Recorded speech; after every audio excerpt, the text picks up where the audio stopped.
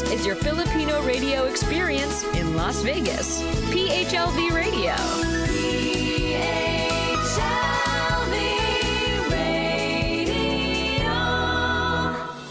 The Filipino American Cancer Care now brings you On the Air with FACC. Tributes and support to those impacted by cancer. On the Air with FACC. The Filipino American Cancer Care on PHLV Radio.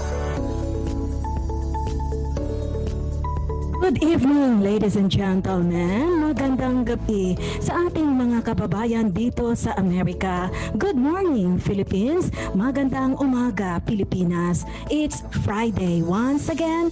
My name is Josie Moralidad Azayman. You know what? My husband told me one time, why is it that when you're introducing yourself sometimes, you forgot your last name? I said, oh my goodness. My last name. I thought it's Josie Moralidad, but then there should be a Zayman. Anyway, from the heart of Maryland, ang pinakagwapong lalaki sa balat ng lupa. Wow. Henry Rich Vicente. Wow. Well, good evening. United States of America. Thank you for joining us tonight, and good morning, Filipinas. Tonight, we have a very special guest from Texas, USA. We're going to be talking to her about different things. I'm really excited to get to know her a little bit more tonight. And then, of course, we have our guest co-host tonight, too. Would you like to introduce him? No, you can do better than me. Okay, this time we have a guest co-host tonight dahil si Ed Logan ay may importanteng lakad. Hi Ed, we're here. Hello, Ed. Our guest co-host tonight is one of the board of directors ng ating pong non-profit organization, Filipino American Cancer Care. He's addicted to Korean dramas.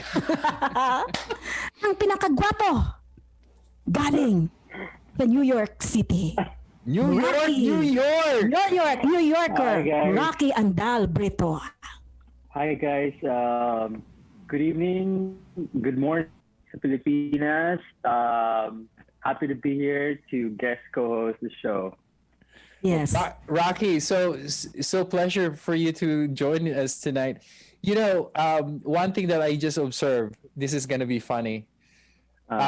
So we're in Maryland, Virginia, right? We're like the Washington football team, and then we got the New York Giants, and then someone from Texas joining us tonight.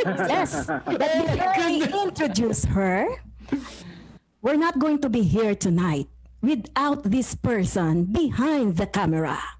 What happens in Vegas stays in Vegas. Palakpakan natin, Johan. Kuya Johan, hello. Okay. Now, our special guest tonight, ladies and gentlemen, is a native Texan who is also a veteran of the U.S. Navy, Texas Army National Guard, and U.S. Army. She completed her BA in psychology at the University of Texas at Dallas. For on and off 9 years, she taught English as a foreign language in the Kingdom of Saudi Arabia. She returned to her beloved Texas to be closer to her mom and to try and focus more on her passion for writing.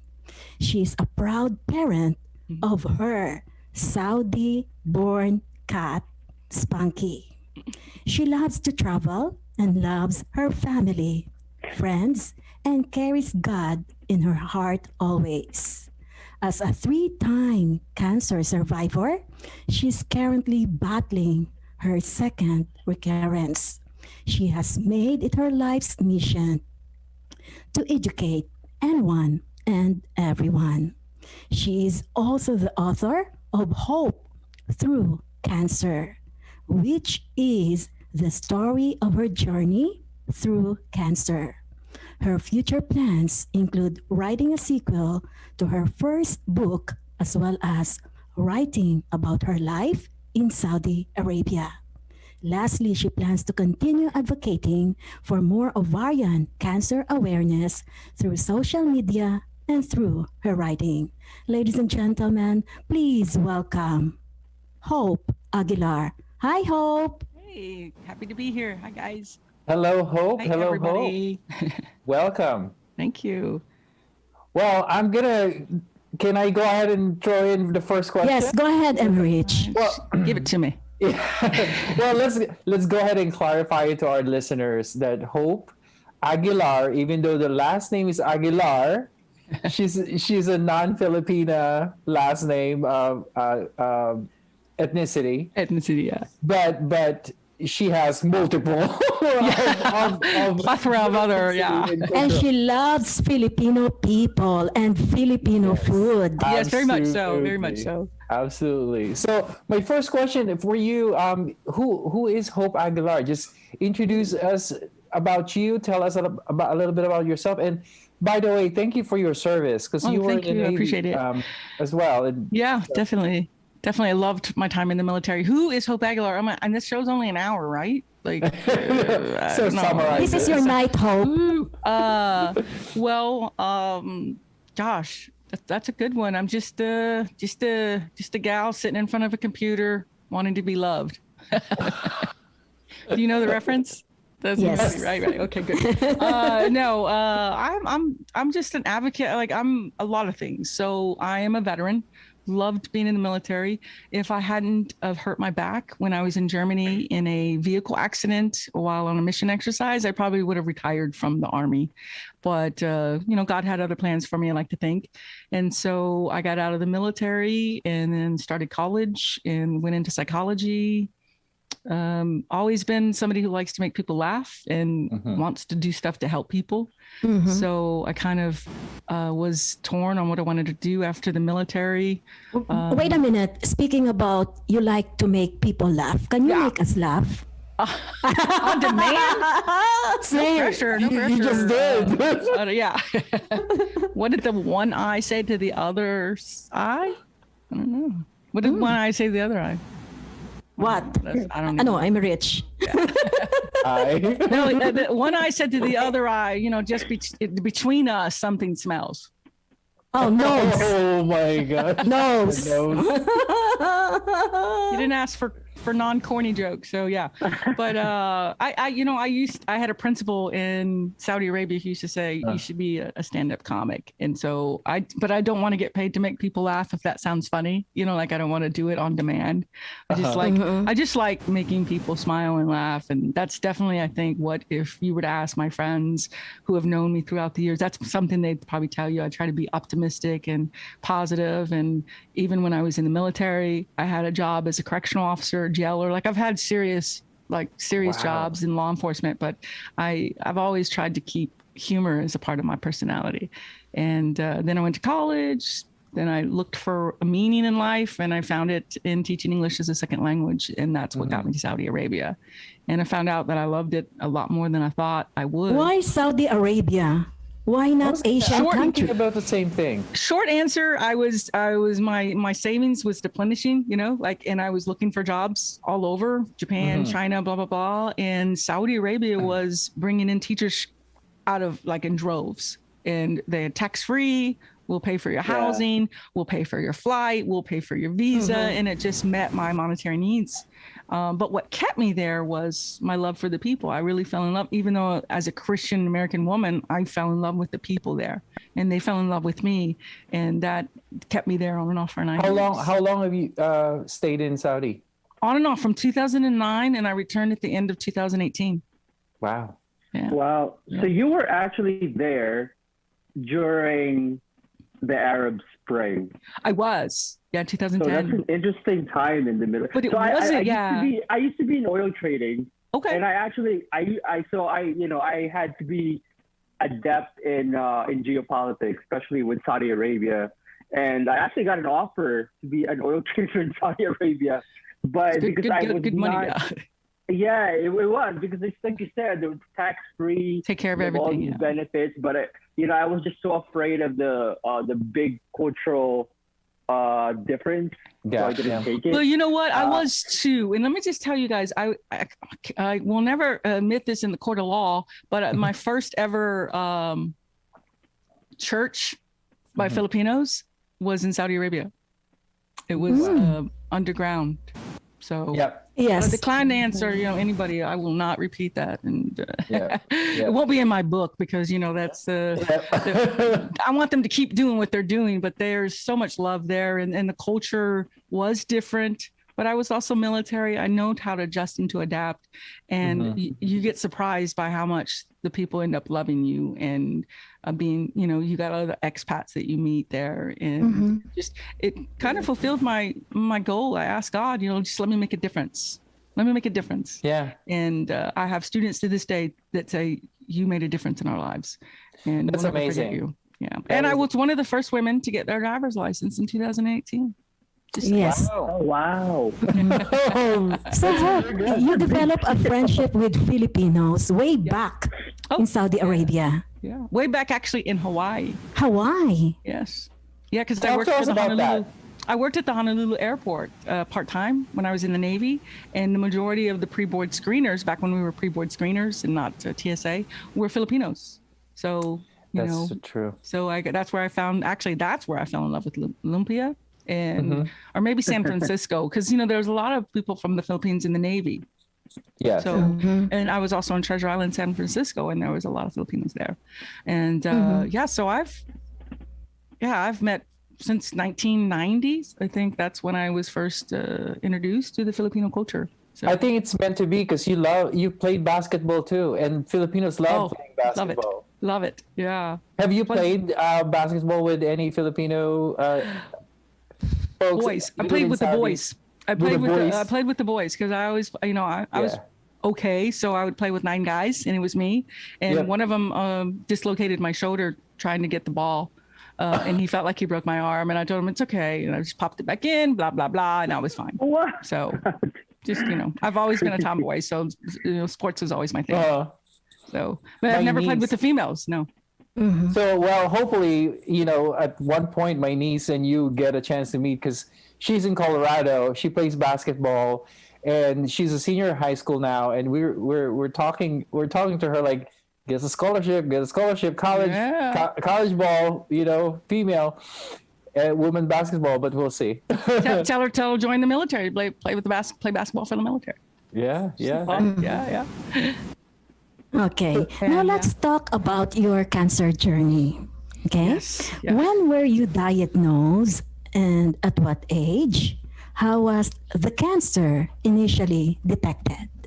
Well, like I said in my book, Hope Through Cancer, I'm very open, and I want to be with telling people that I, like many, many others that have gone through ovarian cancer, we didn't know what to look for. So this was 2011, and I had just returned from Saudi Arabia, and my stomach started getting bigger. I started losing my appetite. When I did eat, I didn't want to eat very much. So I had pretty much every symptom. I had diarrhea, sometimes constipation, back pain, chills, night sweats.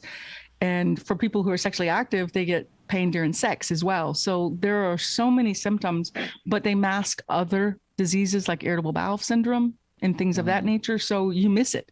Doctors miss it. And sometimes people can be like me, is even though my stomach was getting bigger and bigger, I was in denial. I think that fear kind of hit me, like there's something wrong, but I don't want to admit it. And so I kept pushing it off. So when I finally went to the doctor, you know how I told you I like to laugh, right? Yes. I was at a movie theater with my brother, December 4th, 2011, and I couldn't laugh when the movie was making me laugh because it hurt. It hurt so bad to even move to laugh. And I finally went to the ER at the VA, and 12 hours later, after doing multiple runs of tests and stuff, they told me, look, we're pretty sure you have tumors in your ovaries and you have ovarian cancer. So I missed the signs because there wasn't awareness. And that's the big thing that drives me to be an advocate.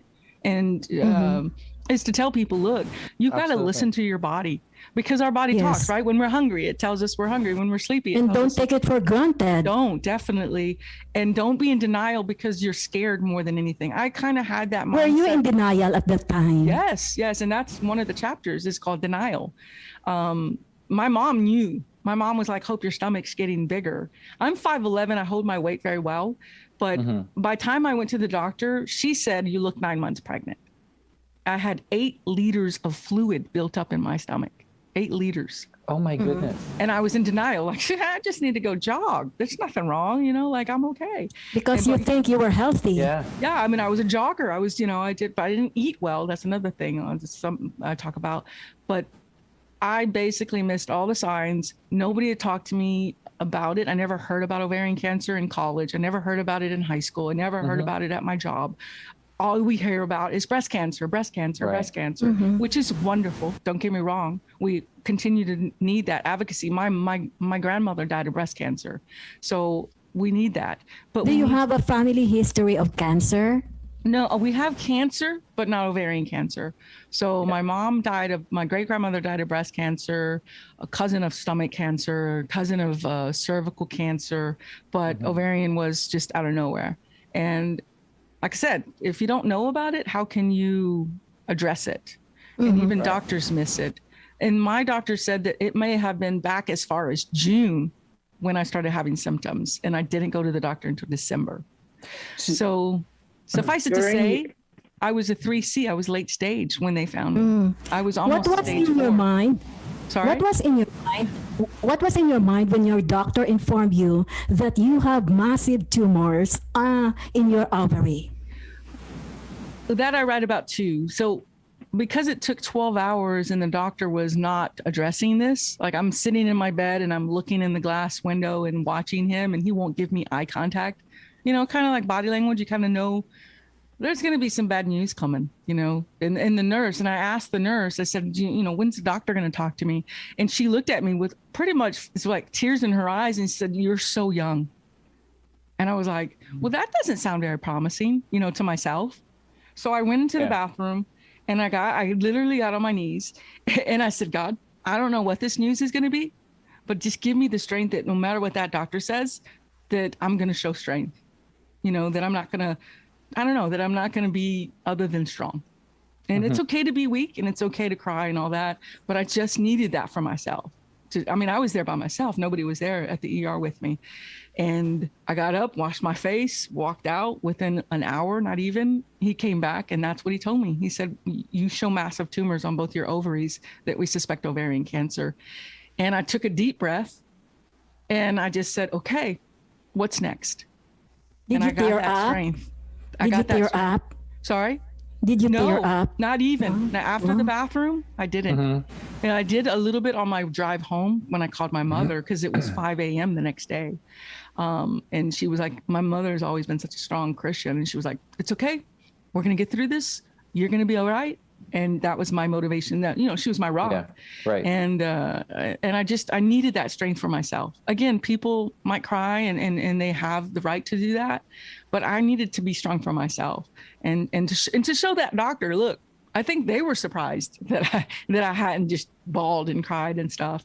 And, but I feel like for me, God came through as he always does. He just was like, you asked for strength. They give you that strength that you ask for, and you prepared you for that. And exactly. So from that journey, so you told your mom on the phone. How about your dad and my dad and I weren't close. We were kind of estranged. Gotcha. But I had doubts of telling people. I mean, there was a part of me that didn't want to tell anybody. Right. Like, how do you tell your friends, I've got I might have ovarian cancer, because they can't really know until they open you up, but it was so bad with the symptoms I couldn't eat, and I was, just pretty bad.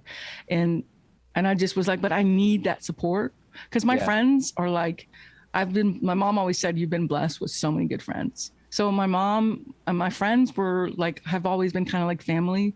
And I was like, I need to tell my friends, because I need prayer, right? I believe in prayer and the power of prayer. So I was like, the more people that can pray about the situation, the better that I feel like I'm going to be on. on this journey with. And so it got to the point where I was starting to call people and say, hey, this is going down. And then it took me a little bit. I don't know if I started doing anything on Facebook yet, because then it was just, everything was fast. It was like, you need to see the gynecologist. Then, as a veteran, the VA doesn't do a lot of things for women. So they got to give you to another hospital like UT Southwest. And, so December the 5th, I was told that. December 15th, I was in the operating room. 10 days, and it was 6 to 7 hours surgery to get all of it out, and we, And how did you find all of your medical team? Oh, amazing. Oh, I big shout out from all three. UT Southwest, amazing. I had a wonderful doctor. She's a professor now. Big shout out to Deborah Richardson, and UT Southwest, the nurses, it was like it was orchestrated. Like, if you're going to have to go through this, God was like, I'm going to take care of you. Mm-hmm. And I did well during the surgery. My doctor said you were like a rock star, even when you were under, I didn't have to have blood transfusion. They take out everything. You have to have a total abdominal hysterectomy. So I was 40. Mm-hmm. So I was 40, and they're like, you can't have kids, and I'm like, well, I'm 40. I'd rather live anyway, so, and so, that was a big thing to say, okay, just take it all. I want to fight for this. You're still a woman anyway. Yeah, but I don't know why people say that, because I'm like, I'm definitely a woman. That's right. I can't have kids, but I'm still a female. So we're the same, Hope. Yeah. I also had my hysterectomy a year ago. Rocky, would you like to ask Hope some questions? Yeah, like I'm curious, during your the phase where you were in denial. Yes. Did it ever occur to you that perhaps that you did have cancer? I think that was the main reason I was in denial, is that I knew there was something wrong. I think there might have been a second where I'm like, I wonder if this is cancer, but then I blew it out, just kind of like, I don't want to think about it. I did a colon cleansing. Like, I actually went to I was like, I just need to flush my system out. I just have bad juju in me. And it is fear. I was kind of one of those people that was like, I'd rather not know than know back then. Like, if I got cancer, I'd rather just not know and deal with it that way. That's the kind of mentality I had. And I know a lot of people have that kind of mentality. Is that because you were scared? Very, very much, 100%. It was 100%. Like, you hear about cancer, you hear the stories, you read the stories, you see the movies, you see the shows. My mother told me how her mother died of breast cancer in 1971 and how horrible it was for her. And so there's that already in the background. There's that.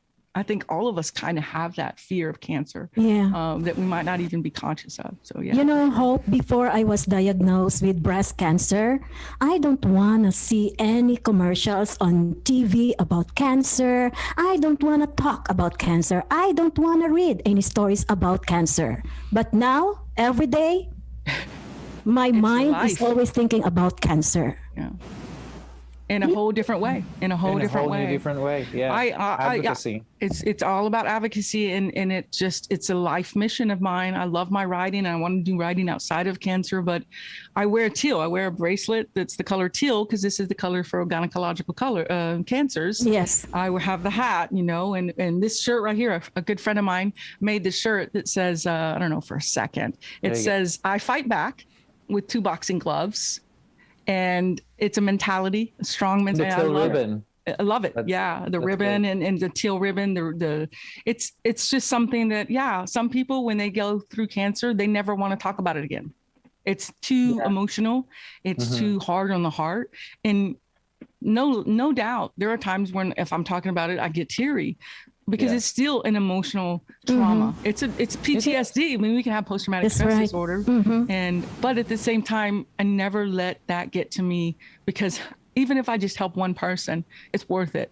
That's right. Yeah, because one person could have helped me. Yeah, I think it's important that you mention about mentality, because I think it's so important, for cancer patients, especially when they're going through the chemotherapy process. I'm just curious, from when you heard about from your diagnosis to your surgery, you mentioned that it was 10 days. Yes. Now that must have been 10 days of hell, of like all. what was the thought process like, to that that sort of beefed up your mentality to prepare you for the surgery? That's a great question. Yeah, how did you prepare How for did you it? stay positive? My faith, 100%. Like people were praying for me. People were telling me, look, you've got this. We're praying for you. Prayer, daily prayer, talks with God. Like, okay, God, I never question. I've never been one of those. You get the 9-day novena. What's that? You get the 9-day novena. Oh yeah, well, I don't necessarily. What does that mean? Because I don't want to. A prayer. It's a continuous daily prayer. Oh yeah, okay, yeah. Day. Oh. I did so much praying, and I did so much, because I was in horrible shape, guys. Like my stomach looked 9 months pregnant. Yeah, eating soup was difficult. Like you wanted to throw up, you couldn't. It was those 10 days was just pain. And so my mom was my caretaker. I was living with them at the time. I talked to friends. I prayed. I read the Bible. There was, I did a lot of YouTube research on people that have gone through cancer, and I just filled myself up with positivity, with scriptures, and, never really allowed myself to to be negative, to say, oh my God, I'm going to die, or la, la, la, la, la. I just didn't have time for that. And I was in the military. If mind over matter. If you don't mind, it don't matter. So we just, pull your bootstraps up and get ready for the ride. And it's, I don't know. I had a friend tell me that, she thinks that people are born happy sometimes. And she said, Hope, I sometimes think you were that person that's born happy because you always make the best out of your situation. Yeah. So I don't know if I can't prove it, but did ever the doctor said anything about the mortality risk for ovarian surgery? For the surgery, they do tell you all the risks that are there. Every time, even a small minor surgery, there's always a risk. They have to be honest with you. Yeah. I did recover very well. I mean, I was 40, so we're still relatively young. I'm still relatively young. And so it was just, okay, what's next? Let's just get to the next one. I got up and got my socks on and started walking, and they were so, they were like happy that I was doing so well. And the doctors, I did a targeted chemo, which, I've got the port here in my chest, but I did a targeted chemo where they put a port in your abdomen, and they put the cavity, they put the chemo straight into your cavity. Wow. So it's a more intense, raw chemo. And so not everybody is able to do that. And so my doctor said that kind of treatment can prolong your life, basically. Like this can give you an extra 18 months. Hope, I'm reading this article that you wrote for Cancer Cure. Yes, ma'am. And you mentioned something about even though the next almost 7 years, I had my ups and downs with the aftermath of cancer and chemotherapy, I was grateful to have remained in remission. I continued to teach in Saudi Arabia and was blessed to spread a lot of ovarian cancer awareness at the different places I taught at. I also continued my love of traveling and was able to visit 10 or 11 countries in the time I was cancer-free. Now, my question, what does cancer treatment feel like for you now? Since you mentioned you survived thrice with this ovarian cancer, but you have the second recurrence. So what was the main question? Like, what's it like? Or that treatment feels like for you now.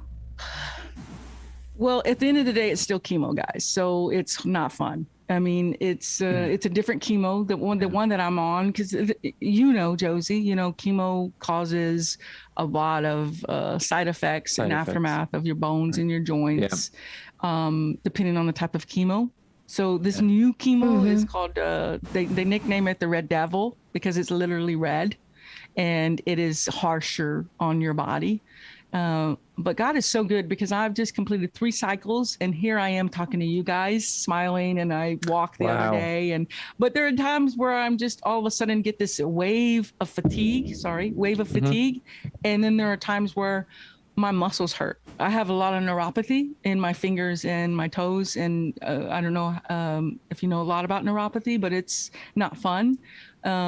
Sometimes I have to almost hit my shoulders because it's bone pain that I'm getting in my shoulders. And it's like, unless you just put a lot of drugs in you, I don't like to do that. So I just deal with it.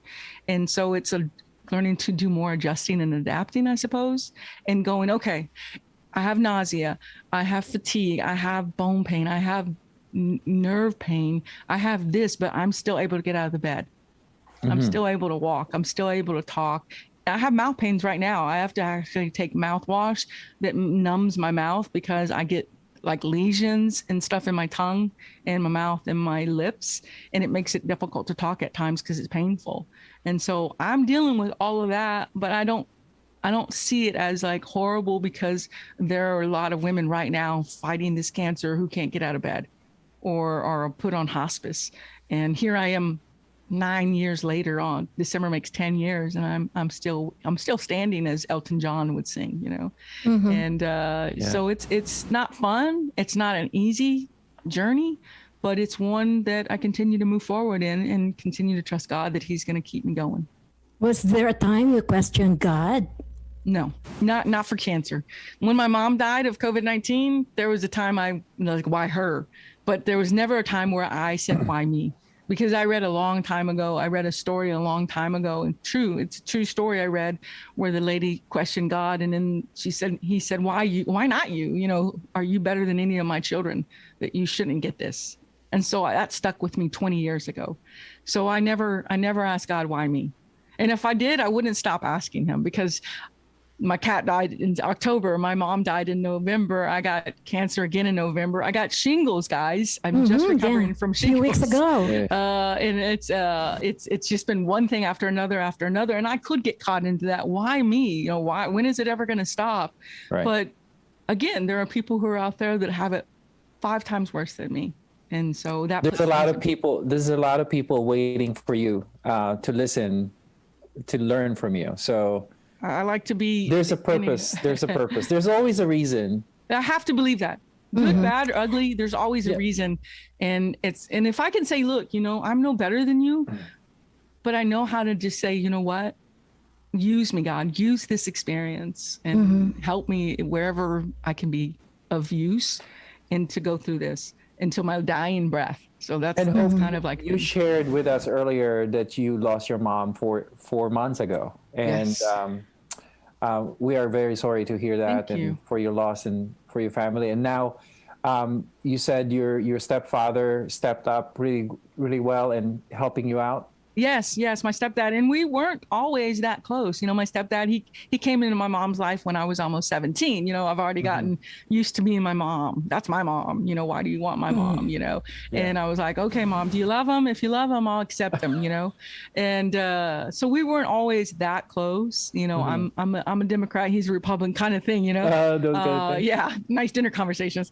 But when my mom passed, I was his wife of 32 years, you know, and 32 years, it's a blessing. 32, yeah. And so he lost his mate of 32 years, and he's 75, and he's got early stage Parkinson's. And so you got to put your differences aside, you know, and he's put his differences with me aside. I put my differences. And so we're both being there for each other. And I think that's exactly how my mom would want it. Yeah. Okay. Stay with us, Hope. Yes. We have a special song, especially for you tonight. Awesome. And it's going to be dedicated by Dr. Joel Damarillo Sibag. Dr. Sibag was born in Maramag, Bukidnon, Philippines. He is an inspirational pianist, musician, concert producer, and doctor of physical therapy in Arkansas. And of course, tonight we also have one of the celebrities in the Philippines known to be as Concert King. We have Martin Rivera and Dr. Joel Damarillo Sibag. Wonderful. Joel, thank you so much for having me. I'm so happy to be here. Please, all of you out there, do not lose hope. Things have really changed. We're all living in the same fear. We're all in this together. We all have to pray and believe that God will make a way. He will make a way. He will lead us to better days. Just believe it. Pray for it. Pray like you've never prayed before.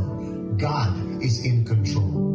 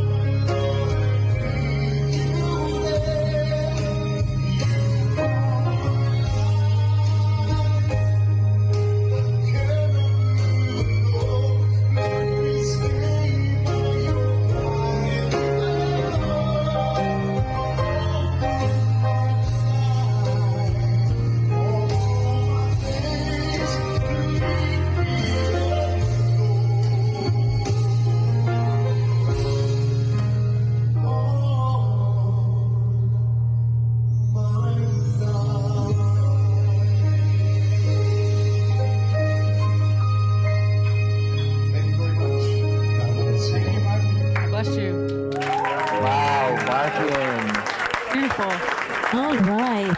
Thank you so much, Dr. Joel Sibag and Dr. That C. was Concert beautiful. King, Martin Concert Rivera. King. Now I know. Yes. So what can you His say about voice- that song, Lead Me Lord? Lead me, Lord. It's kind of my thing. Lead me, Lord. Yeah. I love it. Yeah. When we let Him lead us, that's when it goes better, I think. Yeah. Mm-hmm. Okay, Rocky, your Thank question. you. That was great, though. By the way. I think the fact that you were in the military, having that really strong mindset of, mind over matter, I think that really helped you a lot in the preparation and in the recovery process. Mm-hmm. Like, what And her background advice- as well as a psychologist. Studying right. psychology definitely helps, but I do definitely Right. agree with you, Rocky. Yeah. What advice would you give to somebody who's not in the military? Something that they can apply, for somebody who's going through, the things that you went through. One of the things, Rocky, good question. One of the things that every day I realize, like, when I'm in my pain, I know it's not forever. Good or bad in this world, it does not last forever. It's just temporary. And so, And we are all going to die. right. And we all have our expiration dates. Some of us just go in different ways. Yeah. Some are, one thing about cancer, and I don't think it's morbid to think this. It's like we have more time to prepare in some ways, because we know that eventually this may lead to our death, but it's what we do with the time that we have. And remember that what you do with that time, while you can, do the best that you can to be the best for other people and maybe share your story and help some people along the way.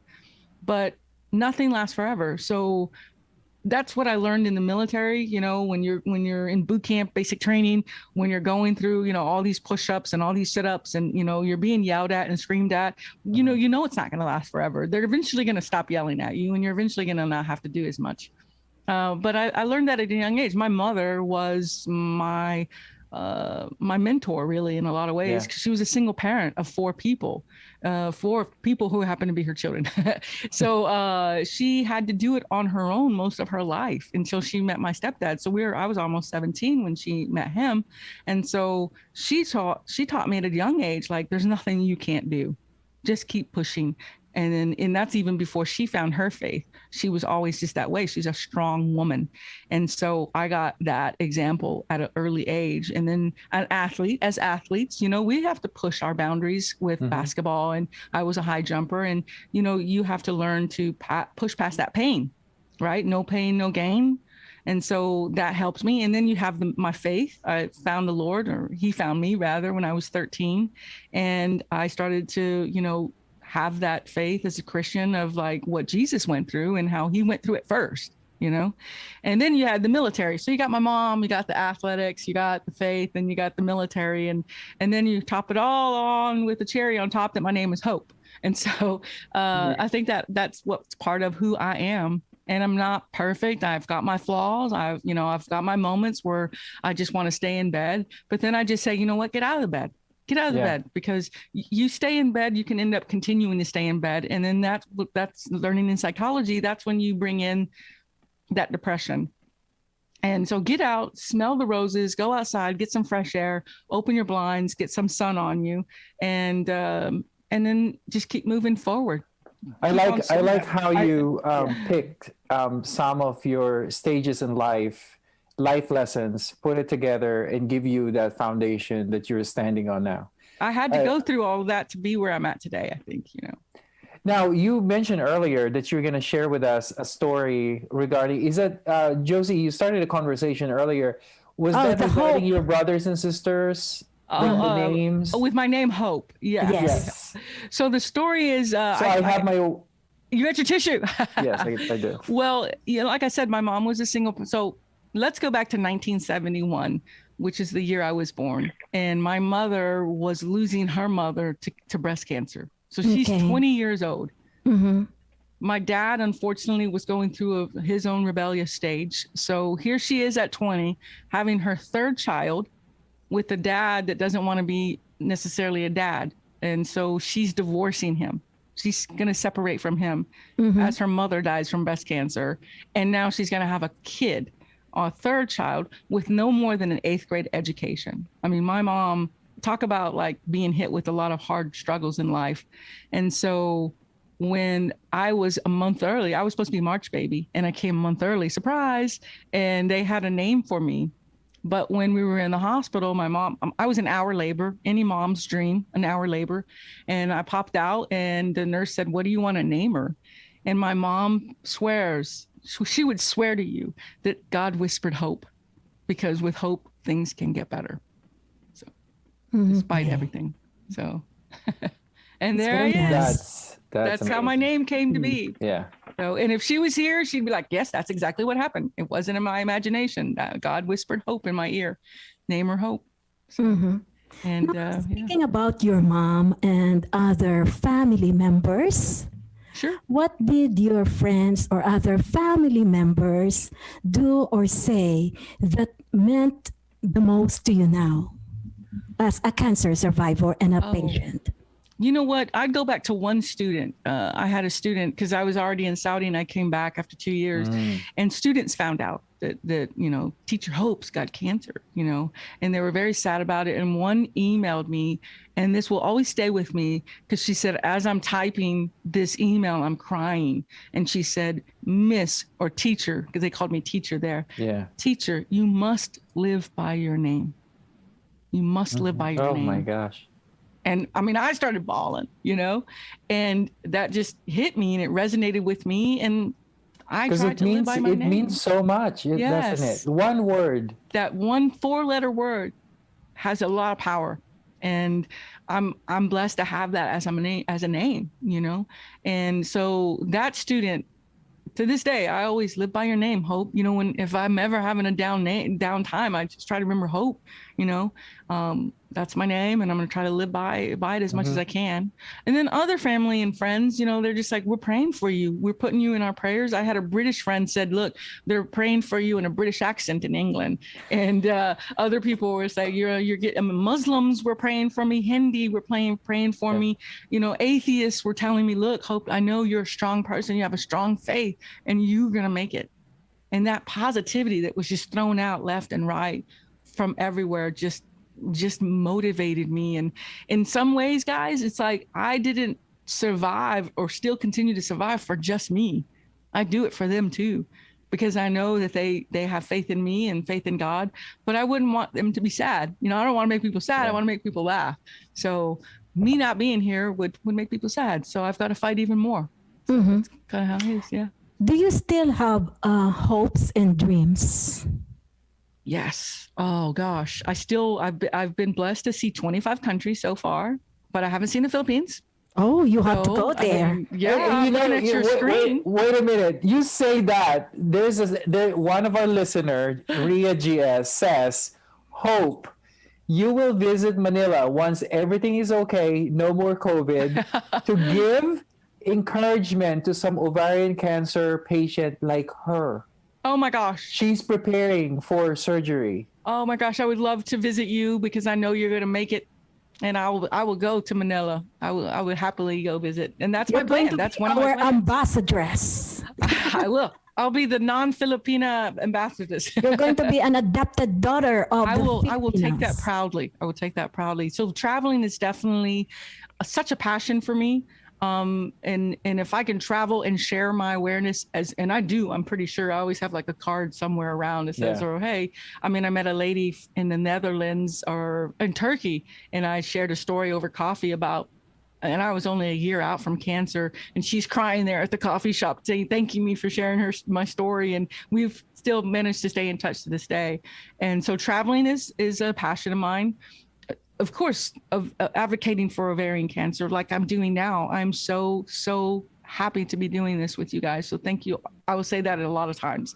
And I've gone to DC. I've done ovarian cancer, gone to the conferences in DC a couple of times, talked to the politicians. And when I was in Saudi, I did a lot of ovarian cancer advocacy at the universities, at the colleges that I was at. I'm not going to stop. not going to stop, baby. That's all we say. You can't get me to stop. Once I get going, I get going, despite my circumstances. It's also another thing, Rocky, that helps is like, think about things that you want to do and have plans for future events and future plans. And that keeps you kind of motivated and inspired to say, look, this is just a hiccup. This is just a setback. It's not the rest of my life. Yeah. And of course, writing. It's a tool on your tool belt. A tool on my. I like that. I like that, good sir. Yeah, definitely. So life isn't over, and that's part of Hope Through Cancer. Is there's life. There's life through. The life isn't over just because you've gone through cancer. I know Josie can attest to that, and it's not what defines me, but it is a part of me, and I'm not embarrassed about it. I'm not ashamed about it. I'm not letting it. I'm not angry about it. Yeah. If anything, I'm motivated to say, you know what, if that card I just gave that woman could help her not get late stage ovarian cancer, and maybe she gets it, but she gets it early and she doesn't have to lose both of her ovaries. She can still procreate, she can still have babies. She can still have most of her parts. Hope, just follow up on that note. Is there a screening? Like, is there an early stage that they can do it now? Can you elaborate it for our Unfortunately, we don't have a screening. We don't have for mammograms. It's not like a breast cancer screening, procedures. As long as you feel like you're bloated, your tummy is getting bigger. Because like, for example, Hope, in my case, after in 1 year after my diagnosis with breast cancer, the oncologist decided to have my, I had to undergo that. I had my hysterectomy because of my fibroids. Oh. And then I was also concerned because I also read a lot. And if you read, sometimes you can, maybe you do your own research. Yes. You have to. And the only way to detect is also having that surgery. Because there's been women who are invasive, and not all women are very aware that they thought, maybe because I ate too much food, it's something about food. We miss it. We miss. It used to be called the silent killer. I don't know if you know that, because it does kind of whisper at the beginning. Mine was screaming, "Oh my God, you're an idiot! You need to go to the doctor." By the time I got seen, but it did whisper. It was small little things, frequent urine. And two things I want to say. The symptoms have to be like, it's not, my belly's getting bigger. Oh my God, I got breast cancer. Ovarian cancer. Hope said that. Ovarian cancer. It's gotta be the bloating stomach, the need to urinate, the pain in the back, all these things, like 4 or 5 symptoms together that last about 2 weeks. If they go for 2 weeks, you need to see a doctor.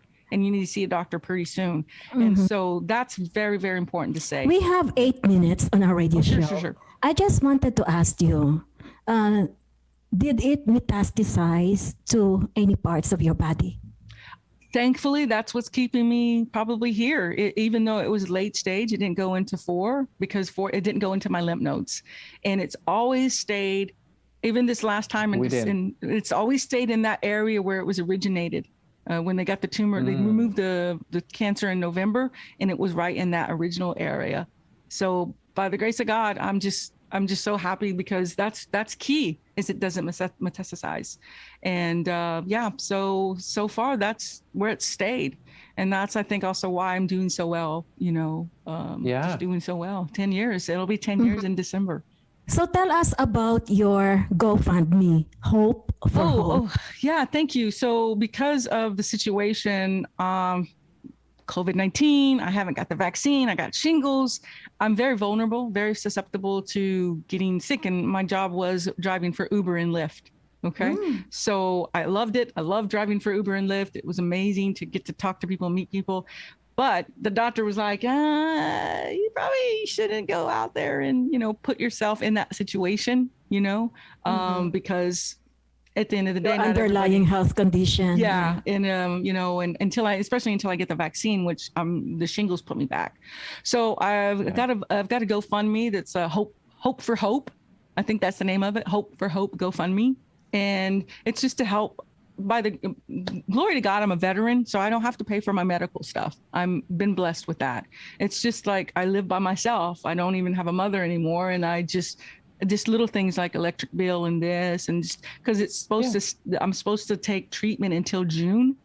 The doctor said maybe 6, 7, or 8 treatments, but I'm believing it's only going to be 6 treatments in Jesus' name, and we will be finished by June. And so this GoFundMe is to kind of get me to that, to kind of get me into to help me like not get so like stressed out and go, oh, you know, what am I going to do? And I will add right here, I have a really great friend that's also helped me because the GoFundMe hasn't done as well, and I have a wonderful friend that's such a blessing, and she's kind of helped in the medium, the interim, if you will. And I appreciate you letting me say that. Thank you. And your book. Oh yeah, Hope Through Cancer. Well, I'm working on the website. It's kind of slow in coming, but Hope Through Cancer, I sell it. I've got a plethora of books in my apartment, and I sell them for $10 a pop. And if people hit me up, I can say my email because that's how people contact me. Yeah. So it's basically author Hope Aguilar at gmail.com. And if you want a book, if you live in the US, the book is $10, maybe add another $3 for shipping, and I'll ship it to you. I'll inscribe it, ship it to you. And if you live out of the country, it might be just a little bit more. But I've got a lot of books to give and to hopefully inspire people. And once I get my website up, I can direct people to that website. Rocky, last questions from your end. Not rather a question, but more of like a commentary. I think another key word that we can take, from this evening is perseverance. Ooh. Because, during the trial, looking forward to something in the future is hope. Mm-hmm. But during the actual procedure of going through the process, you need to persevere. Correct. Right? Yeah. And I think that's something that I think I learned from you. Oh, well, thank you. I like that. In today's in the interview, and I think that's important. That the people have to persevere, and in order to have that mindset of being tough, they need to know that they have to persevere through the ordeal. Yeah, I really appreciate that, Rocky. And I just want to add that everybody goes through cancer in their own way. I want people to understand that, you're going to have times of weakness, and that's okay. You're going to have times when you're going to be sad and you're going to cry and you're going to wonder what's going on. And that's okay. And that's when I say, turn to God, because he will surprise you with how much strength he will give you. And it's worked for me. I've never been let down almost 10 years later. So that's also what I want to add. Thank you so much, Hope. Thank you guys so much. Emerich. Yeah, no, thank you so much, Hope. We've learned so many things from you. Information that's helpful. Our listeners, they're talking, making comments on the Facebook Live, and I think hopefully we'll see you in person at some point. I'd love to. Here in DC, Maryland, Virginia area. I hope you can travel here in the summer. We're going to have a mini concert in Zumba. Really? Yes. Yes. Guys, you got to check me. I plan on being cancer free in June. So that'll be a time for celebration. We're rooting for Save you. the date, Hope, June 19th. You send me that information, Josie, and I have to drive there. I'm going to get your book. Oh, well, I look forward to inscribing it to you. Hey, guys, really thank you for the opportunity to be on your show. Thank you so much. You are welcome. Thank you so much, Hope Aguilar, Rocky Andal, and Emerich. At sa ating pong mga tagapakinig, mga followers, viewers, dito sa PHLV Radio, on the air with FACC. And by the way, Emerich, gusto ko lang batiin ng happy birthday yung isa sa mga officers natin, Ate Jeanette Abella. Oh, yeah. Ate Jeanette, happy birthday. I don't know you, but happy birthday, darling.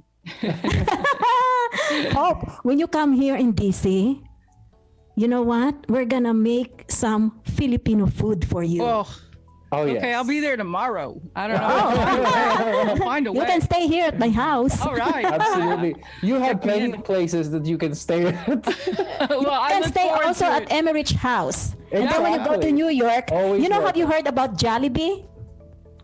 That Filipino mascot. Maybe. I'm not too sure. I can't say 100%. Yeah. Well, Rocky will take you to Jollibee in New York City. Just tell me when, and I'll make a way. I'm hope. I'll make a way. Perseverance. Yes, that's right. No, we're really thankful for our viewers and listeners tonight. Thank you, Filipinas, and thank you, America, for listening to us and watching us as well. To all our friends that's continuing talking about their journey as well on our Facebook, thank you so much, and hope it sounds like you really you delivered some good hope for a lot of people. Man, God, glory to God. If there's any good out of this, it's because of him. So thank you guys. Can I say one thing though, by the way, just one quick? Yes. If you want to reach out for more information on ovarian cancer, there are two societies. It's called NOCC, National Ovarian Cancer Coalition, and OCRFA, which is Ovarian Cancer Research Fund Association, OCRFA. They're two awesome organizations that help women with going through the ovarian cancer. Thank you. Very good. Thank you again. And si Ed Logan, nakikinig sa atin, nanonood yan. Anyway, thank you so much again, ladies and gentlemen, for joining us tonight dito po sa ating programang On the Air with FACC. See you again next Friday. See you. Thank you, Rocky, for coming. Thank you, guys. God bless. Thank you, Hope. Thank you. Filipino American Cancer Care has just brought you On the Air with FACC. Tributes and support to those impacted by cancer. On the Air with FACC, the Filipino American Cancer Care on PHLV Radio.